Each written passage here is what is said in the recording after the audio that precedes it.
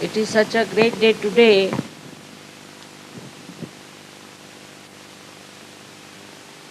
that the French got their liberation at this day.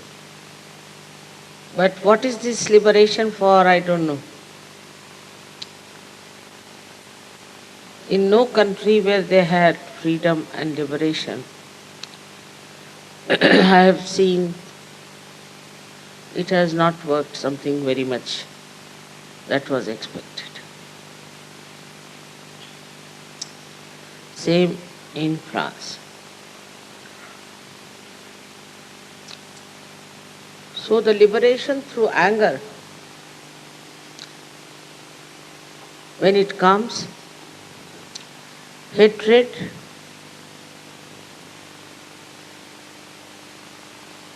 is the basis of these revolutions and these so-called achieved liberations.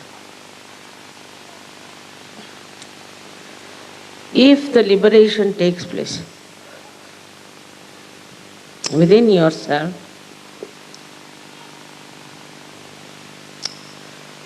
so that you are no more slave of any one of these horrible destructive forces and negative forces, then it's a real liberation. The second thing that has happened in France, first time in Europe, it has been recognized as dharma. It's a very big thing, and give a hand to it.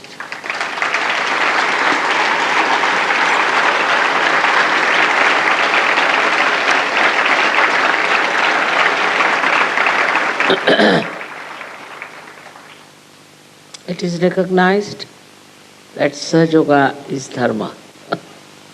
It is. But today it was recognized. This is a very big thing.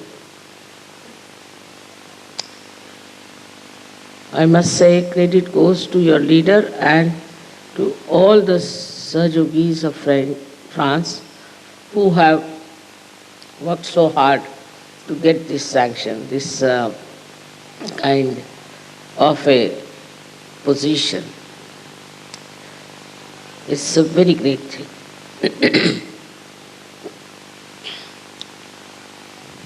So today I was thinking that we'll have the puja of Sri Vishnu, who was the basis of dharma.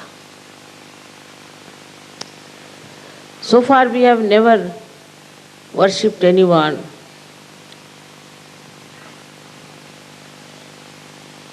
who were the basics except for Shiva. We only worshipped the incarnations because they became as incarnation. Ganesha came as incarnation. The goddess came as incarnations.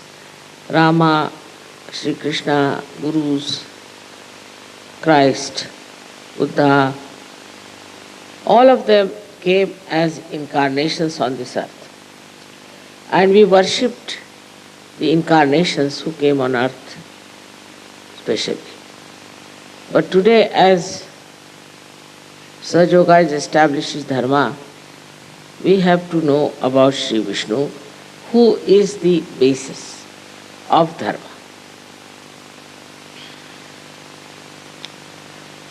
Later on, he came on this earth as Sri Ram, then as Sri Krishna, and ultimately as Kalki.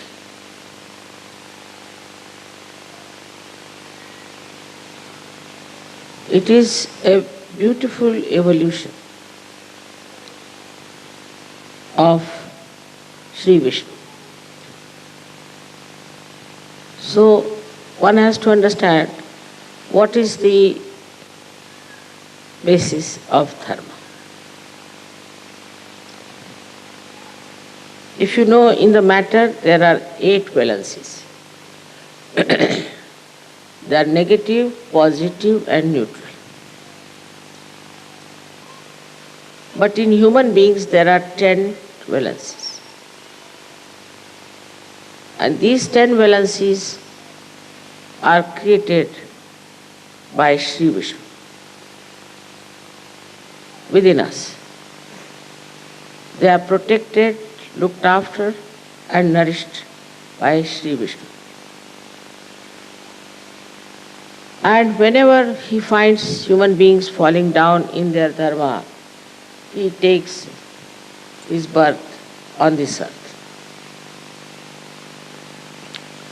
Ultimate stage is the Virat. At that stage, this Vishnu principle divides into two. One goes to Virat, another to Viratangana. But the third principle is what you call as the Mahavishnu, which incarnated as Lord Jesus Christ. So all these three principles act at this time in Sahasrara, mainly. So the Virat is the principle in which you can see that the message of inner dharma is spreading all over the world. Not only that it is said in modern times that you don't do this, don't do that, don't do that. No. No 10 commandments. These 10 commandments have to become your own nature. You are to be completely identified with this nature. So in the evolutionary process, if you see, well, it was the job of the Guru to establish these dharmas into. And by these establishments, you were made a person who was dharmic. But if you see in the world, whatever is told, written down, explained, verbally becomes a lip service. That's why we see all the religions who preached about the same things. And they all have gone in different lines. Some are money-oriented, some are power-oriented, some are violent, and some are absolutely false. So when you see this, you are amazed how this principle of dharma has been ruined by human beings. Why could they not accept dharma? I have to say that there are two genes within us which are meant to protect us from committing sins against the mother and committing sins against the father. Those two genes get into mutation. And then people start doing whatever they like. There is no control over them. And this is what happened during our evolution. I would say in India, traditionally people are dharmic, very dharmic. The reason is for ancient times we have talked of dharma, we had saints, and then there was a kind of a tradition built in for thousands of years. At that time, we had also Egypt with us. But in Egypt and also in Greece, something went wrong with them. that will take the case of Greece, where they make all the gods look like human beings. They brought down the level of gods from dharma to adharma.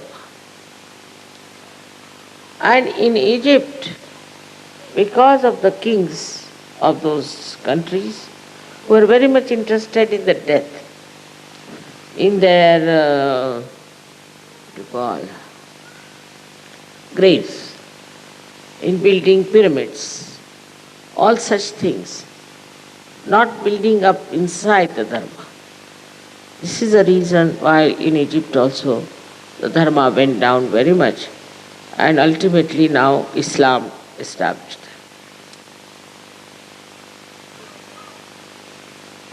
Islam came because people were adharmic. Also in Greece they accepted Orthodox Church because people had become adharmic. But these religions themselves were adharmic. They could not instill dharma within themselves. So how could they instill dharma into these people? And this happened very much in these countries. And Vishnu's avtaran, as they say, as a Narasimha, came very near Greece and very near Egypt, that is in Peshawar.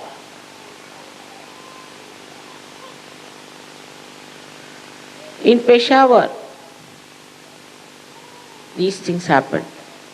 So it was very close also to Egypt and to Greece. But they became very much against Vishnu, because they thought their king was killed by them and all that. So all these Rakshasas entered into the area in Afghanistan, and then they came to Egypt and to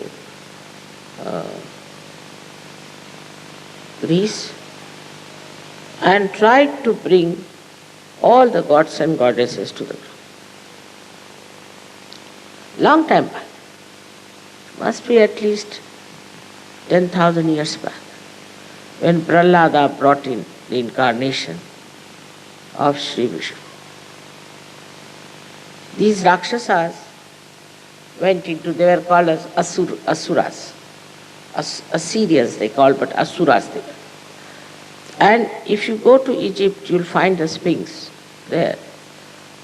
Just the opposite of what Narasimha was.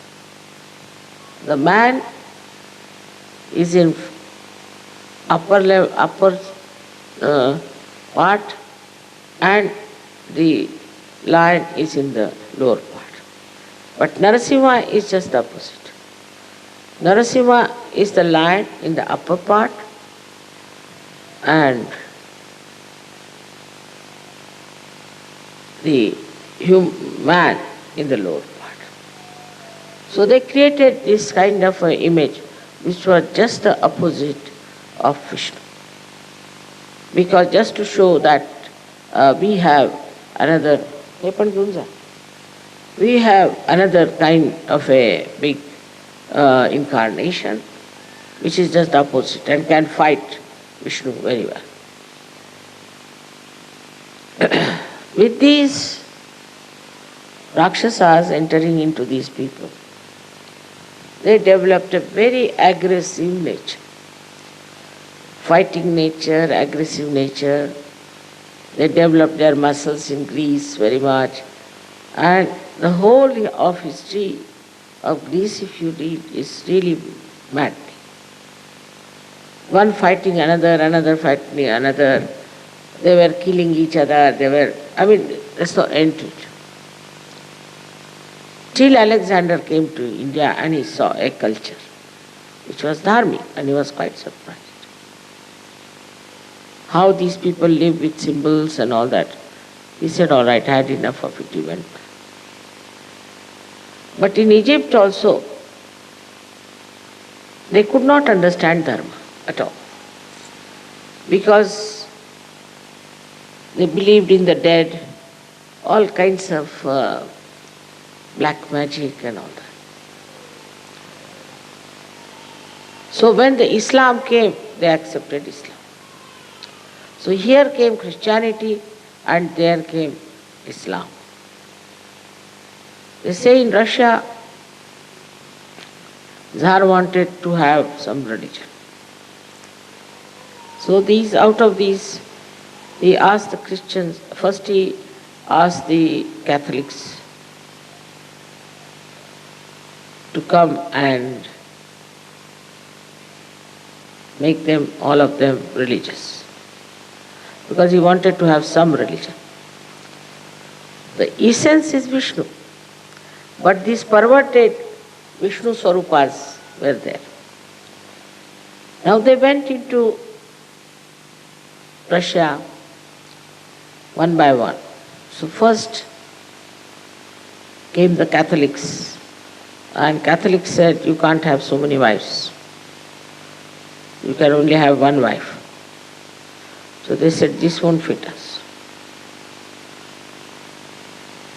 Vishnu had only one wife.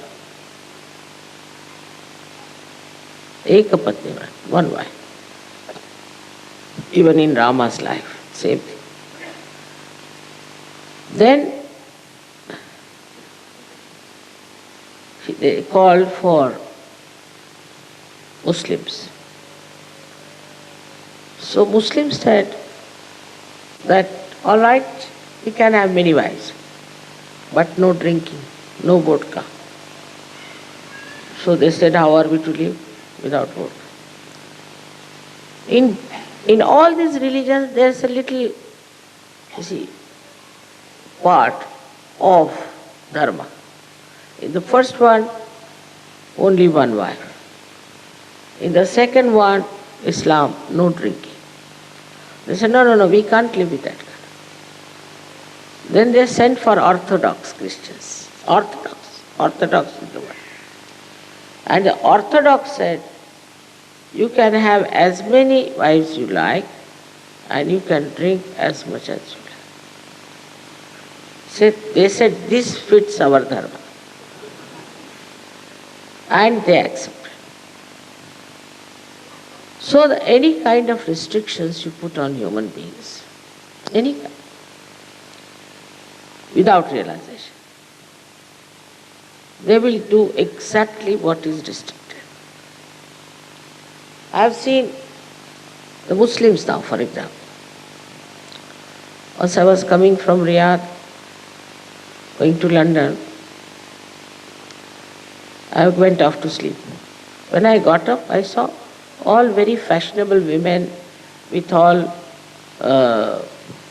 exposed bodies, and very fashionable men with bow ties and all that. I said, what has happened? So I asked the air hostess, where did we stop? She said, nowhere. I said, from where these people have come? She said, they are the same. In Riyadh, they would cover their faces. They'll cover themselves with this thing. My son-in-law told me that I can't say I'm traveling, I'm going with you who is my mother-in-law. I'll be arrested. Even a mother-in-law, you cannot. Only she should be your mother. Thank God our surnames were the same. So nobody arrested us. Such stupid things, Keeping women away, men away, then telling the women, you can't do this, you can't do that. And men doing all kinds of things. All this results into a very bad hypocrisy. Same with Christians. If you read Christ, what he has said is so tremendous that for everything he said, for example, he said, they say there should not be any adultery, but he says even you should not have adulterous eyes, and it should not even come into your mind.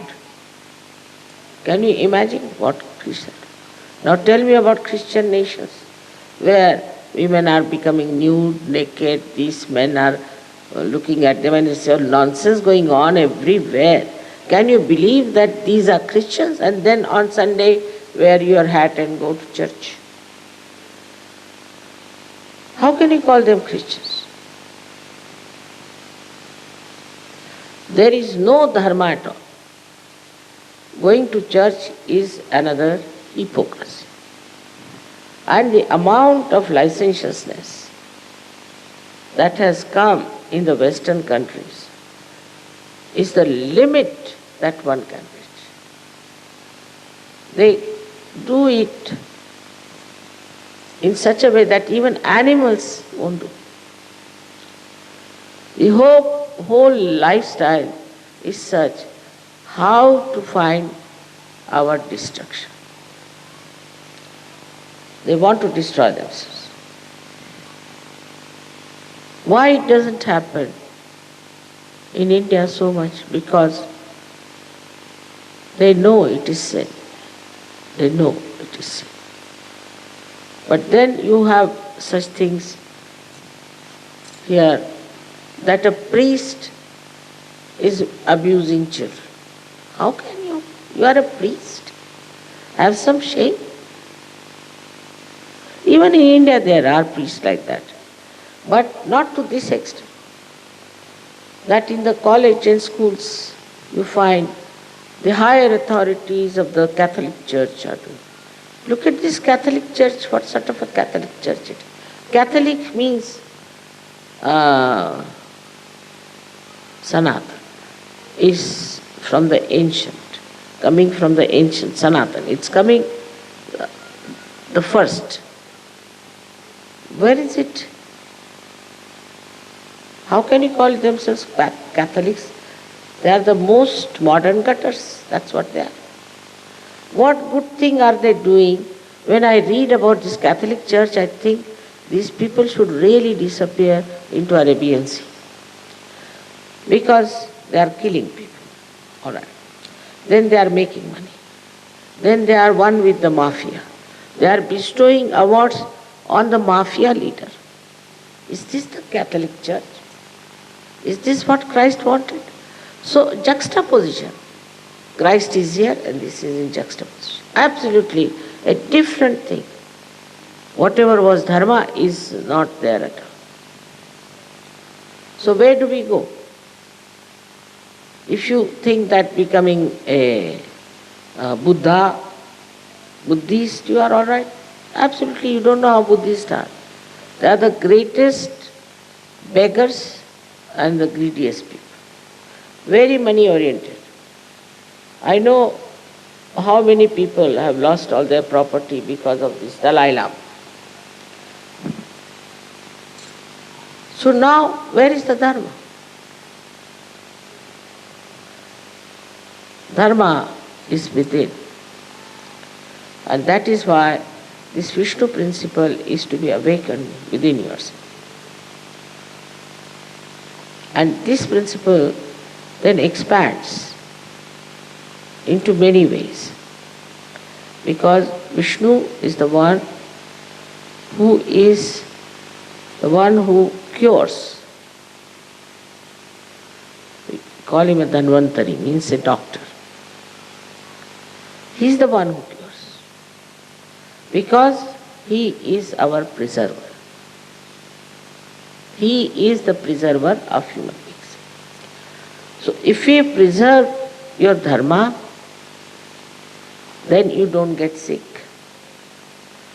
And if you get sick, it is Vishnu who will preserve, who will cure you. So he is the one who is, we can call Dhanvantari, is a doctor. Also, he is Yama. Yama means the one who is responsible for our death. Of course, the Shiva, we can call the principle of existence, spirit has to go first. And then Yama comes to take charge of the body. It is he who decides. Where should you go? Should you hang in the limbo, or should be sent to the hell, or if you can go to heaven? All decision is taken by, with the help of Mahavishnu, that is Christ.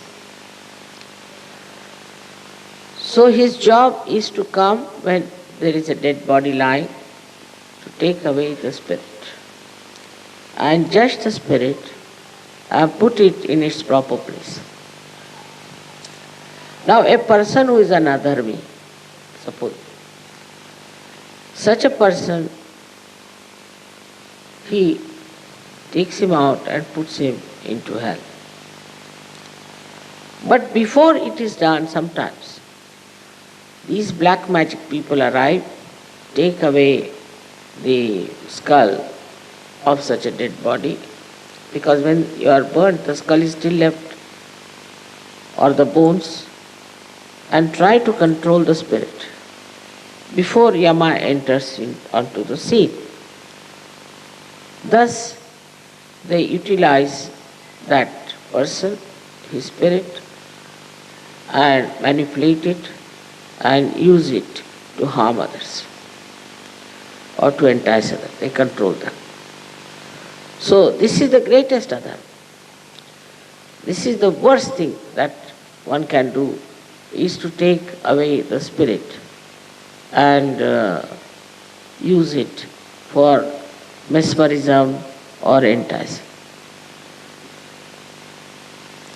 But at the death of such a person, such a tantrika, Yama gives him most horrible death, in the sense that the spirit doesn't go out easily and such a person suffers and what's the release, but he cannot get a release.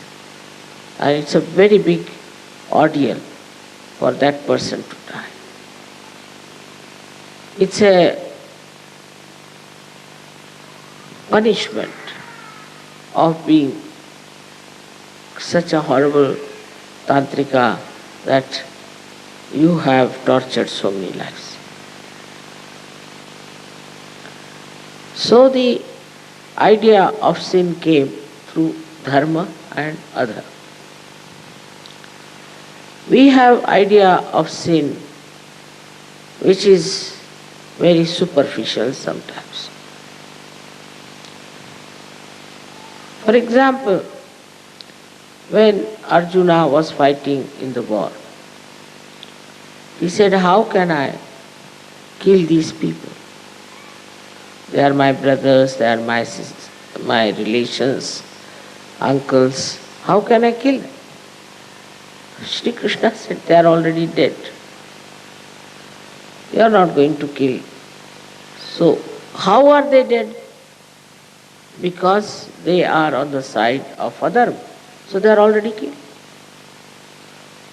But you are on the side of dharma, and if you fight for dharma, then even if you die, you will be saved.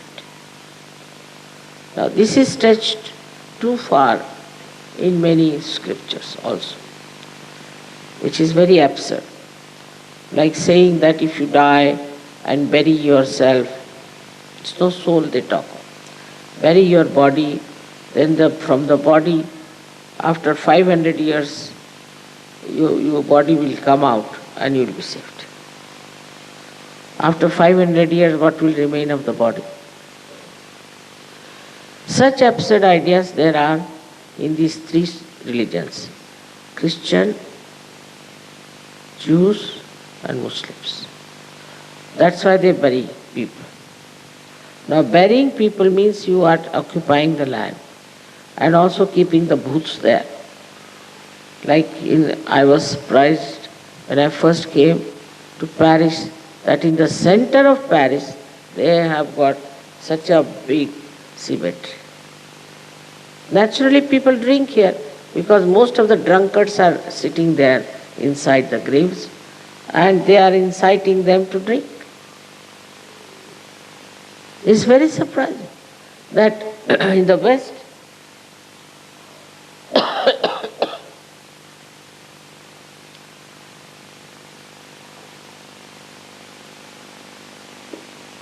they have such absurd ideas that when you will be buried, then you will be resurrected like Christ. Just imagine. Christ was resurrected between 3 days. He died on Friday, resurrected on Sunday morning. Not even 3 days. But if you keep somebody for 500 years, who is not even Christ? If Christ's body is different, what will come out of it? And so they are burying people. Only realized souls should be buried. Not every common person. Because they still have their desires, they still want some things, their souls might be hanging around there. You see, that body. So why should you keep the body in a place for years together? Then after some time, they'll dig it up and make houses there. And all the booths must coming in the house. So to understand dharma, we should also understand how we are going to deal with the death of general people and the death of surgeons. Only if you are dharmic, it is not sufficient. There are many people who don't do anything wrong. They are very austere type, something. But they are not in balance normally. They are very hot-tempered. If they are not hot-tempered, they are absolutely recluses. Sit in the Himalayas like that. But those people who are dharmic in the real sense of the word, once they ascend to the state of Virat, then only they are the people who should be preserved. Their body should be preserved. Because the dharma from the navi goes to your brain, and brain supplies to all the nerves the energy of the spirit. So the whole body of a realized soul is full of vibratory awareness. If such a body is buried, you can even get fragrance. And from a distance you will know that there is some saint being buried. If you remember, there are 7 photographs of mine where the light is falling on me. That was a village called Miyaki Takli. They told me that Miya, one Sufi saint, died in this place, so he is buried here. Immediately I felt the vibrations. And when I was sitting on the dais, I saw him in the form of light. And he started throwing light on me. And I was very happy, but when I stopped, he stopped. He didn't become a bhoot. No, he did not. He became the light. And wherever it was necessary, he showed his presence. So we are following some dharmas. In Sahaja Yoga, you are supposed to follow Vishnu principle. You have to follow Vishnu principle. You cannot say that, Mother, we cannot do it. For example, Vishnu doesn't like smoking, tobacco. He doesn't like. He doesn't like alcohol. He doesn't like these drugs. He hates drugs. He doesn't like many medicines that human beings are producing. For example, these antibiotics, if a Sahaja Yogi takes, he'll vomit. It is a real surgery. Whatever may be the quantity, whatever may be the quality. So many medicines he cannot take. So automatically you become like a Brahmin who avoids, no, not this. Then you won't go and have food in a place where there are people who are against Sahaja Yoga or who are not dharmic at all. You won't like it. I don't have to tell you that don't look at the women. You won't. You won't look at. Automatically. Your eyes out of dharma will become steady. Nor will I have to tell women that they should run after men. Very few are like that who are struggling still. But most of you just drop all these bad habits and come to a state where you just automatically become dharma. Because when the Kundalini rises and occupies your brain, then you understand what is right, what is wrong. Through your vibrations, you will not take something that is not good. Food, you will see vibrations, is not good, you will not eat. Anything that is not suitable, you will just say no. I don't have to tell you, don't do this, don't do that. You will never kill anyone. You will never commit any sin. Automatically. I don't have to tell you, don't do this, don't commit this sin, don't commit that sin. Of course, if you are not yet a matured Sahaja Yogi, then maybe. But with maturity, I don't think you will take to wrong things. And you will enjoy your virtues. The things that are called as virtues are Vishnu principles. We say this man is virtuous. He is very limited. In the mundane language, he is virtuous, maybe he is good at drawings or something. Nothing more than that. But if you say virtuous, it means he is a Sahaja Yogi. Now Christ has gone so far that if somebody slaps you on your left cheek, you turn the right to that person. Now think of it, how subtly he is gone. In patience and tolerance. Now think of the Christian nations which went all around the world and plundered. Spanish went to America, killed all these people there. English came to India, killed so many people there. Then some French also went to various African countries and finished them all. These are supposed to be Christians. By what means are they Christians?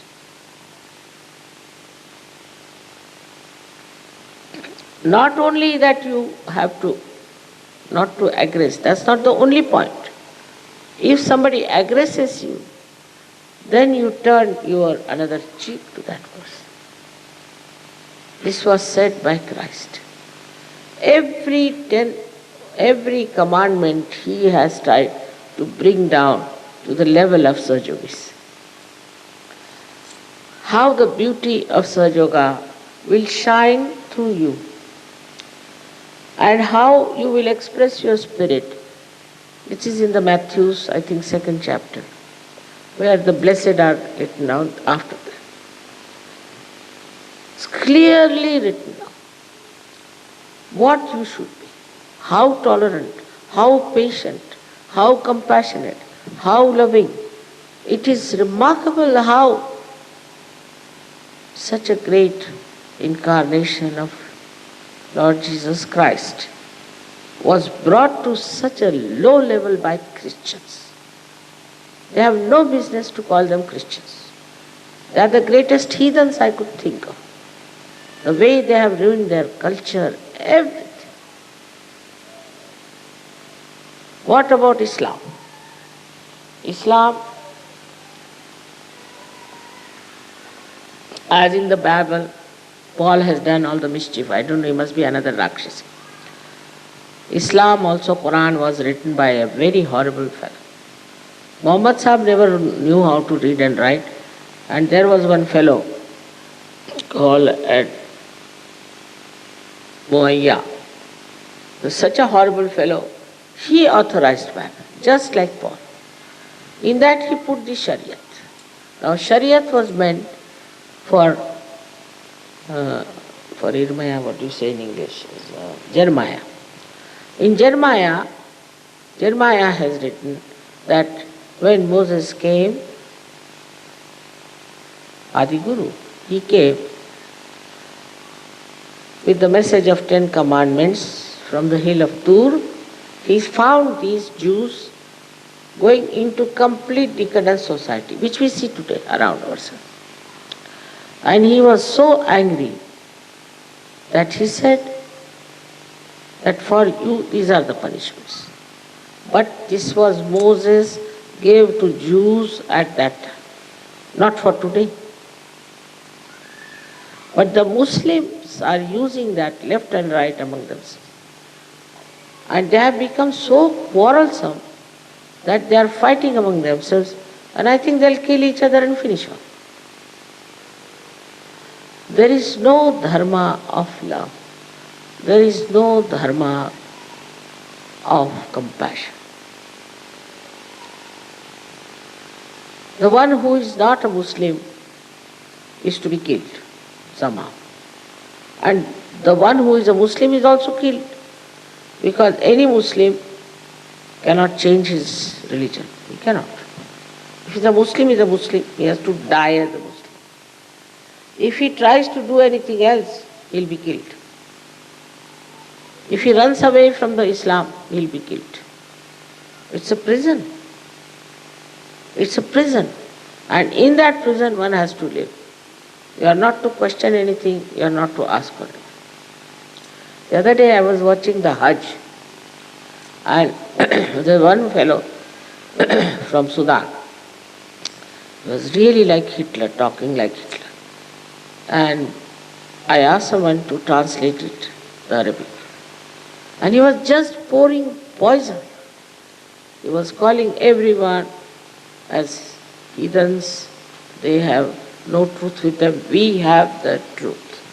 What sort of a truth you have? What good are you doing anywhere? What truth you have? And he said all these nonsensical things that we should kill all those who don't have the truth, this, that. And I was looking at it. And a question came to me, he's saying all these things in my presence. I don't know what's going to happen to all these people. And second day there was a stampede of 30,000 people who had gone for Hajj.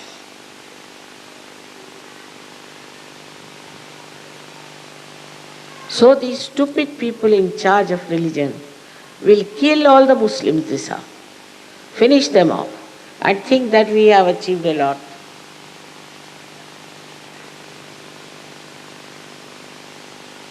Then about the Jews.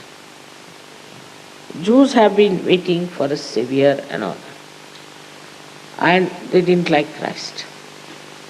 But they didn't kill Christ, I must say. They didn't kill. This was the idea of Paul, to put it. But the Jews never realized what the dharma is. Because Moses just gave them such a horrible chariot. They never realized. So they shut the Shariat and said, with nothing doing, we will not. And they became extremely money-oriented. Miserly, money-oriented. They lend money to somebody. That fellow goes on paying the interest. Then he cannot pay. So they'll confiscate his house, sell it. They became very, very, very, very cruel people. And also licentious. Very cruel. So one Rakshasa called Freud was born in their society. Freud was a Jew. And people, you see, he understood what is the weaknesses of human beings are. And he was accepted in that stupid America. Very much. So much so that they lost all sense of dharma. When he said all these nonsensical things, about the mother. How could there be any dharma? Now they are writing downfall of Freudian empire, fraudulent Freud, and now there are so many books. As a result of this, what has happened is, because you were not so traditionally bound, and this kind of stupid religions came in the West, through these destructive people,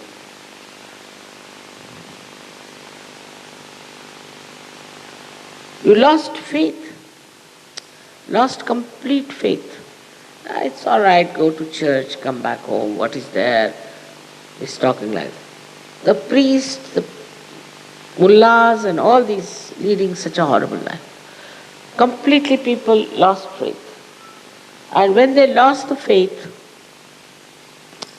they lost their personality. They lost the personality. And I am surprised how people follow fashions, as I told the other day. They followed fashions. Anybody says you should have skinhead, they'll cut off their hair. Tomorrow somebody says you cut your nose, they'll all cut their nose. You dress up like this, they will dress up like that. Say torn clothes, all right, torn clothes.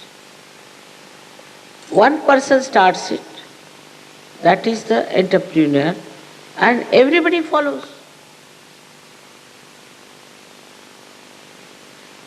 Traditionally, if you had found out that this dress suits you, should have kept to it. But these entrepreneurs, whatever they tell you, you take it.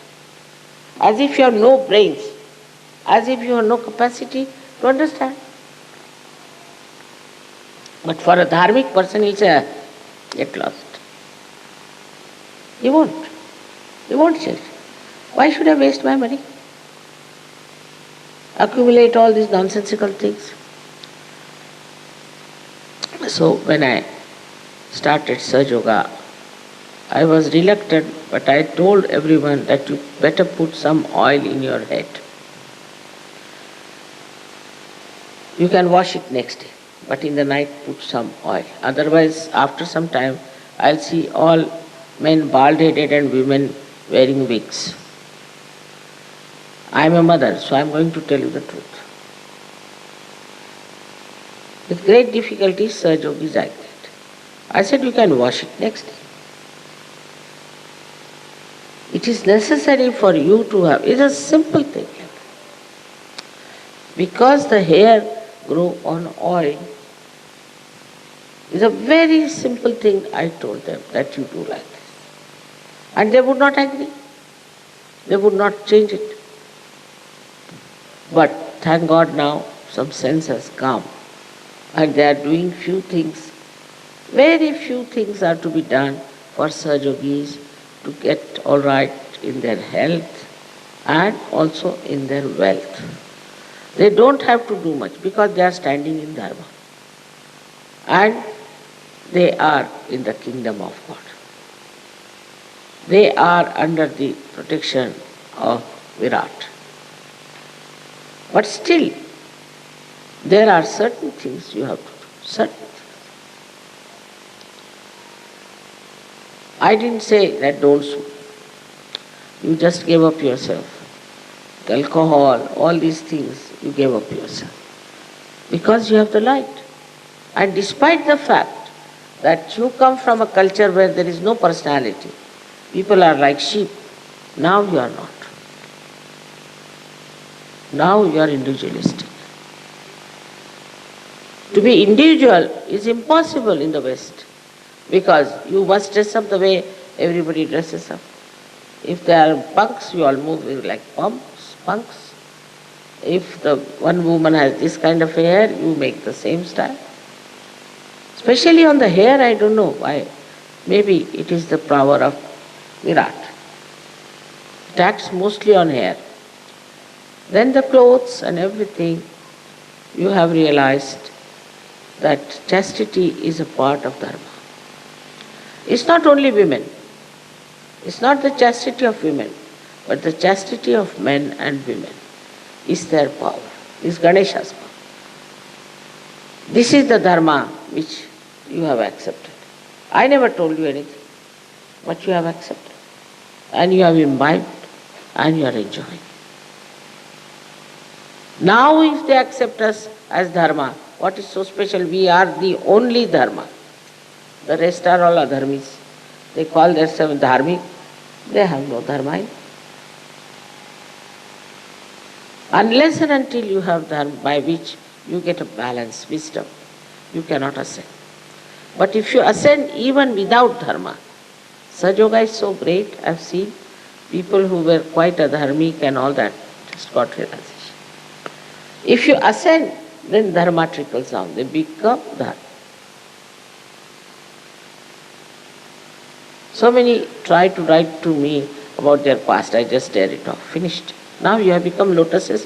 Why are you telling me about something I am not interested? So once you get your realization, this is the best way, and I just thought of this. Especially when I saw the situation in the world that was coming in this Kali Yuga, I thought in this chaos, unless and until you raise their Kundalini, dharma cannot be established. This, if I have done anything, I have done this, is to find out a method, mass, giving realization, and the problem will be solved. You don't have to tell them anything, don't do nothing, just still do it. It was successful, I must say, very successful. Among you, I find my vision being established. Whatever concern I had, whatever worry I had about this Paris is over now, finished. I used to come 3 times in a year, and everybody would say, Mother, what is this? Why do you oblige them so much? So I said that this is the gate of hell, let me go. And now this has become the gate of heaven.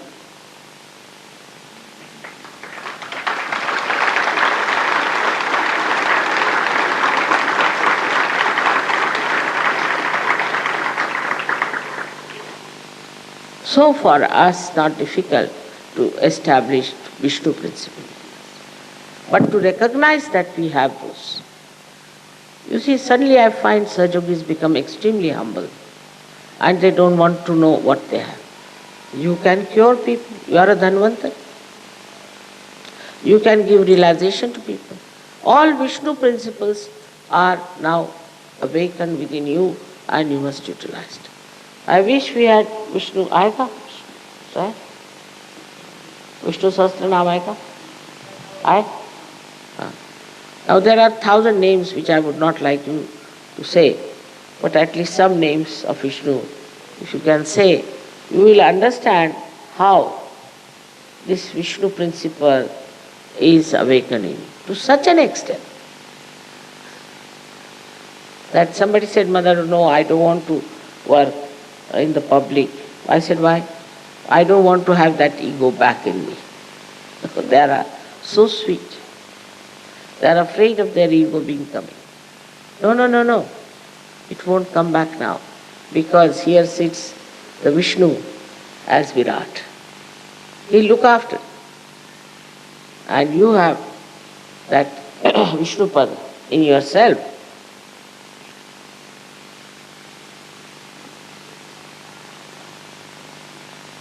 So much could be said about it. But I think you should read the 1,000 names of Vishnu.